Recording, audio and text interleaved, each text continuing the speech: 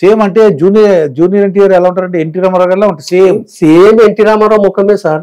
వాళ్ళు హైట్ తగ్గుంది అంతే, హైట్ తగ్గనే అంతే అంతే. కొద్ది హైట్ పెంచుతుంటుంటే జూనియర్ ఎన్టీఆర్ కాదు ఎన్టీ రామారావు అవుతుండే. అవును. అయితే ఎన్టీ రామారావు గారు జూనియర్ ఎన్టీఆర్ చూసి సంతోషించేవాడు మాట. ఆయన లైక్ చేస్తుండే, చాలా ఇష్టపడుతుండే. నా పేర్లు ఇస్తావు రా పోరా అంటుండే. ఇక బాలకృష్ణతో ఇప్పుడు ఎలా ఉండేవారండి? బాలకృష్ణతో అంత మంచిగానే ఉంటుండే కానీ కొద్దిగా బ్యాడ్.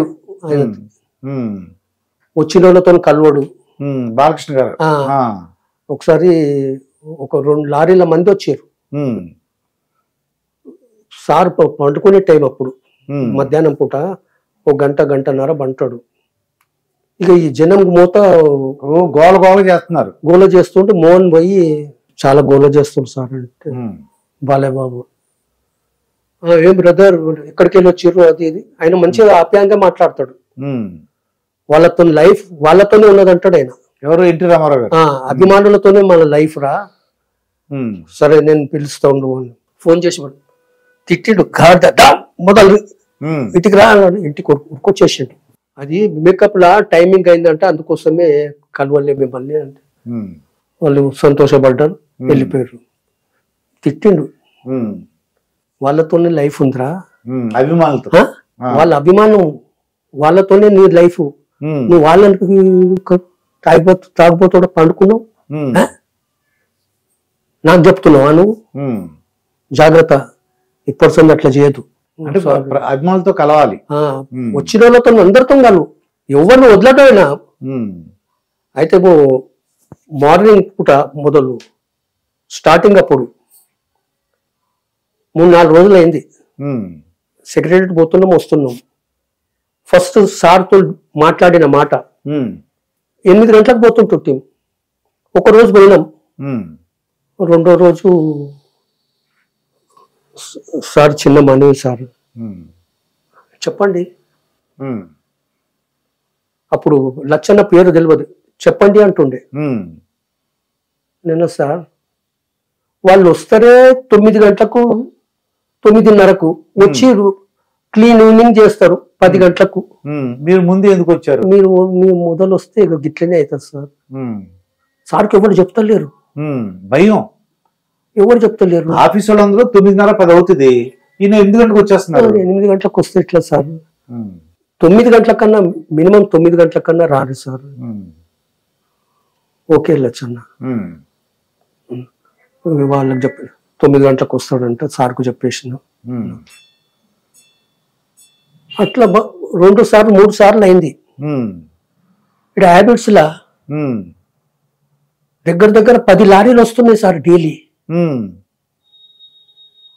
మేము వెళ్ళిపోతున్నాం, మళ్ళీ వీళ్ళందరినీ ఎల్లగొట్టేస్తున్నారు. నాకు చూసి నేను డోర్ తెరిచి చూసి అన్ని లారీలు ఉన్నాయి. గమనంలోకి వస్తుంది సార్. ఒక మనవి సార్, రేపటి సంది సీఎం దగ్గర ఎవరు కలవద్దు, నేను మాట్లాడము, ఎవరితో కలవరు అని పేపర్ స్టేట్మెంట్ చేశారు. ఎవరు రారు అన్న. ఏం పిచ్చిగుందా? ఉన్నది చెప్తున్నా సార్. రోజు 10 లారీలు వస్తున్నాయి, మీరు లోపల వచ్చి బండ్ల కూర్చుంటారు, మేము సెక్రటరీ వెళ్ళిపోతున్నాం, ఆడికెళ్ళి వాళ్ళు వెళ్ళిపోతున్నారు. అందుకోసమే చెప్తున్నా. పేపర్లో ప్రకటిద్దాము. పేపర్లో ప్రకటించేశారు, మా దగ్గర ఎవరు రావద్దు, మేము ఎవరిని చూడము, ఎవరితో మాట్లాడము, ఇది సరిపోతుంది సార్ అన్న. పిచ్చిగుందా అన్నాడు. ఉన్నది చెప్తున్నా సార్ అన్న. కామ్ అయిపోయిండు. తెల్లారి యథా ప్రకారము సెక్యూరిటీ అయిన డోర్ తెరిచి చూసిండు, డోర్ దూకేసి ఎక్కకి వెళ్ళిపోయాడు. లారీ వాళ్ళందరినీ ఇంకా గేట్ 2 గేట్లు ఉంటాయి, ఇంకా గేట్ తెరిచిండు, హాల్ ఉంటది. హాల్లో దగ్గర 300-400 మంది కూర్చుంటారు. అంత హాల్ ఉంటది. అంత బటాలియన్ మొత్తం పండుకుంటది ఆడ. మళ్ళీ ఇంకో గేట్ తెరిచిండు. లారీలు అని అందరు లోపలికి రాండి బ్రదర్ అన్నాడు. లోపలికి వచ్చేసి 5 నిమిషాలు మాట్లాడండి సార్.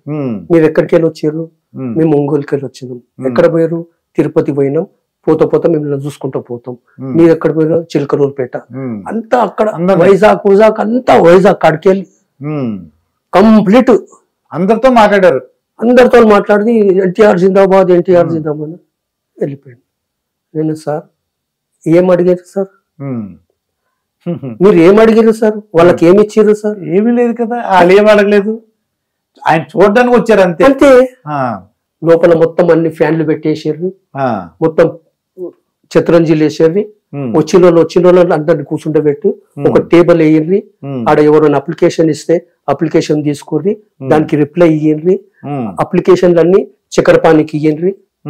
ఆయన చక్కెరపాని చూస్తాడు అనమాట. ఇవి కథం రోజుగా లచ్చన్న. సార్ చెప్పండి సార్, నీ ఐడియా ఎంతమంది బాధపడుతున్నారు లచ్చన్న? నేను ఎంతమంది కాదు సార్, నువ్వు 5 నిమిషాలు మాట్లాడినావు, ఎంత సంతోషంలో పోయింది చూడు సార్. ఇది మీకు ఎవరు చెప్తలేరు. నేను ఉండలేక నేను చెప్పిన, నువ్వు నన్నేమో ఏమో పిచ్చిగున్నదా అని వేసినావు. సారీ లచ్చన్న. ఇమీడియట్లీ సారీ చెప్పేసిండు. అంత పెద్ద సారీ చెప్తే మనకు సారీ గురించి కాదు కదా. సారీ చెప్పకు సార్, ఓకే అన్ని సార్లు నువ్వు సారీ ఎందుకు చెప్తావు నాకు? నా ధర్మత నేను నివాంచిన, నువ్వు నివాంచుకో. ఓకే నచ్చన్న. ఇక ఆడపిల్లలతో ఎలా ఉండేవారండి? ఆడపిల్లలతో ఒక పిల్ల నెల రోజుల సంత సెక్రటరీ వస్తున్నది. నెల రోజుల నుంచి వస్తుంది? నెల రోజుల సంత వస్తుంది అబ్బా. ఎవడో చెప్పిండు, నువ్వు ఆ డ్రైవర్ కు చెప్తే నేను కల్పిస్తాడు అని. ఆమె వచ్చి నన్ను పట్టుకున్నది. నేను అక్కడ బొమ్మ దూరం బౌండరీలకు ఎవరిని రానియం, బండి పెట్టిన బౌండరీలకు. నువ్వు ఆడ ఉండు, నేను సెక్యూరిటీ అయినా చెప్తా. రాజ్ సార్కు చెప్పిన, రాజ్ సార్ ఒక ఆమె వచ్చింది సార్, సార్తో కలిపి నేను పంపిస్తున్నా సెక్యూరిటీతో. ఆడ పేరు గిట్ట రాసుకొని మీదికి పంపించాడు. రాజుగారు లేడీస్ సార్ నెల రోజుల సంది వస్తుందంట, లచ్చన్న చెప్పాడు సార్. సరే పంపించేస్తే అంటే డోర్ బంద్ చేసుకుని అద్దంలోకి వెళ్ళి చూస్తారు సెక్యూరిటీ వాళ్ళు. అద్దంలోకి వెళ్ళి చూస్తున్నారు. పర్సు తీసింది, పర్సు తీసి ఇన్ని లెటర్లు ఇచ్చింది. అది ఏంటమ్మా, ఒక్క లెటర్ చదివితే తెలిసిపోతుంది కదా. నేను అట్లా ప్రేమిస్తున్నా ఇట్లా ప్రేమిస్తున్నా అది ఇది అన్ని కథలు రాసేసింది. ఇక అన్ని కథలు ఇవే ఉంటాయి అనుకున్నది. బుక్ లో పప్పి తీసుకున్నది.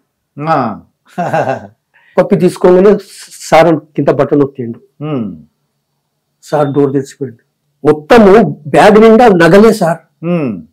వారం రోజు సంత ఉన్నది, నెల రోజు సంత ఉన్నది, అన్ని నగలే కంప్లీట్ బ్యాగ్ నిండా. నేను ఈ నగలు ఈ పిల్లలు ఎక్కడున్నారు కనుక్కోలు సెక్యూరిటీ అయినా ఇచ్చి ఇంటికాడ దింపేసి రమ్మని చెప్పు. అట్లా బండ్లో కూర్చున్నాడు. లచ్చన నీ రికమెండా సార్? ఆమె నెల రోజులు వస్తుందంట సార్, ఎవరో నాకు చెప్తే నేను పంపించిన. పప్పి తీసుకుని ముద్దు పెట్టేసింది. నన్ను పెళ్లి చేసుకోమన్నది. చేసుకోవాలనా? నేను ఎక్కడ చేసుకుంటావు సార్ నువ్వు? అది అభిమాన్ పిచ్చోళ్ళు. బ్యాగ్ నిండా నగలే లచ్చన్న, దగ్గర 3-4 లక్షల నగలు ఉంటాయి. అవి సెక్యూరిటీ అయినా ఇచ్చి పంపించిన. ఇంటి డ్రాప్ చేసి హ్యాండ్ ఓవర్ చేయమన్నా. సరే సార్, నువ్వు రోజు ఇట్లనే చేస్తావా? ఎవరైనా ఒకరు పంపిస్తావా? అది నమ్మరు. ఏం వచ్చింది నేను చెప్తున్నా సార్.